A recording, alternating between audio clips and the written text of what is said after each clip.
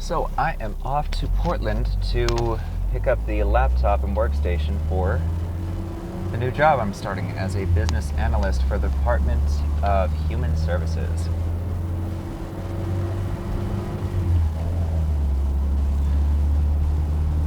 Part of me is glad I'm not doing a lot of front customer facing stuff.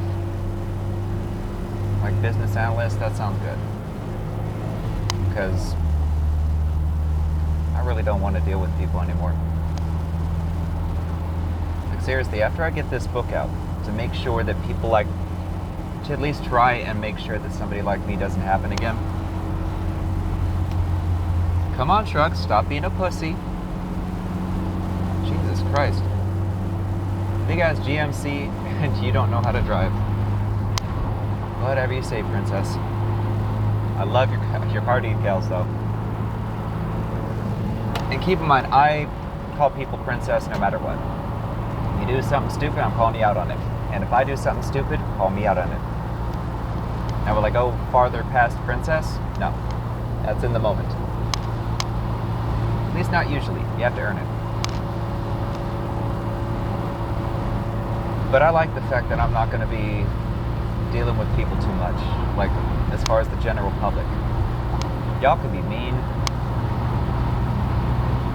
But on the same token, I don't want to deal with people anymore.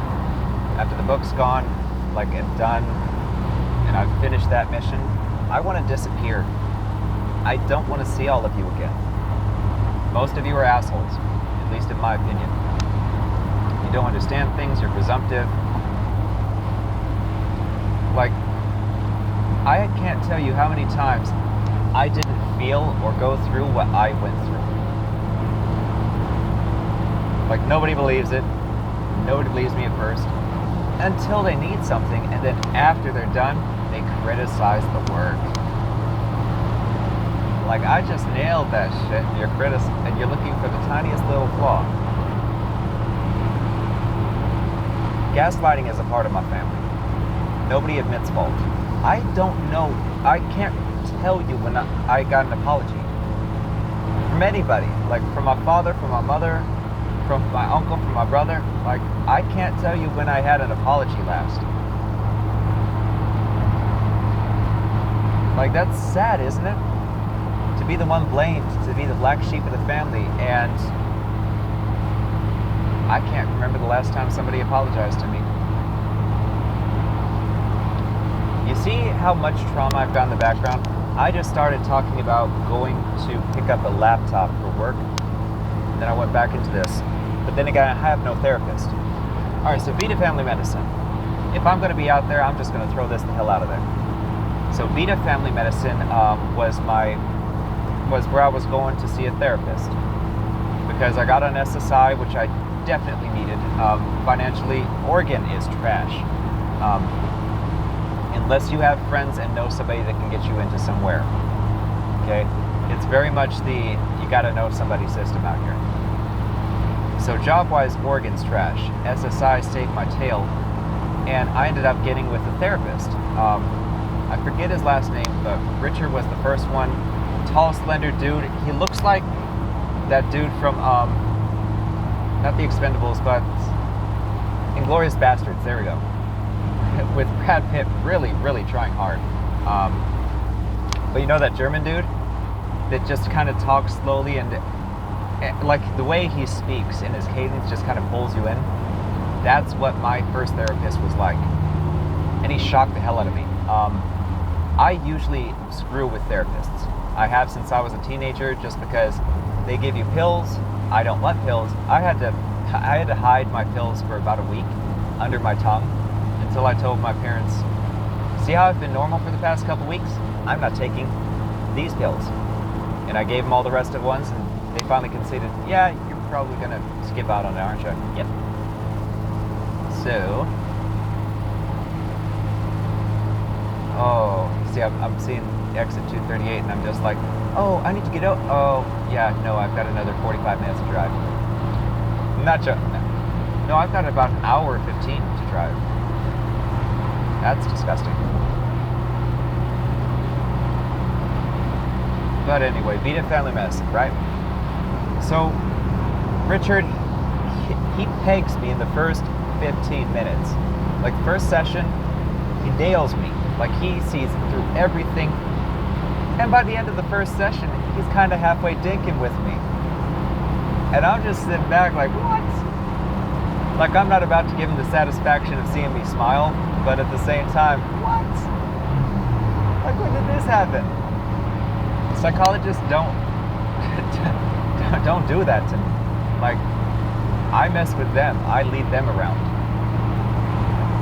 In fact, when I was a kid, no joke, I was that kid that would walk into the new therapist, and when they say, okay, so this, that, and the other, well, I've been having this dream lately. The psychologists know where I'm going with this. So it's like the middle of a desert, but it's really cloudy and stormy and dark. And there's this hole, this big, deep hole right in front of me. And this apple's right beside me, but it's being eaten by, it's not a worm, it's like a snake. Okay, right there, that dream, red flags. Red flag, throw the flag! Throw it! Yeah, red flag. That is the beginnings and makings of a psychopath. And I just screw with them just to see their reaction, because if I'm going to be there, I'm going to be there, right? Oh, I had so much fun with them. And what's funny is, 7th and 8th grade, I went through at least 4 therapists, and all of them left, according to my mother. This is me trusting my mother, which I'm learning better. At the time, though, she hadn't lost Grams. I hadn't lost him.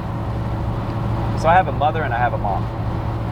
My mother and I had the same mom. Okay, Grams raised me, Grams raised her. And Grams hadn't passed away at that time. So my mother was still a halfway decent human being. And, like, she wasn't broken, is what I mean. I wasn't either. See, it's been over 20 years, and losing Grams still hurts me. But, you know, que sera, sera.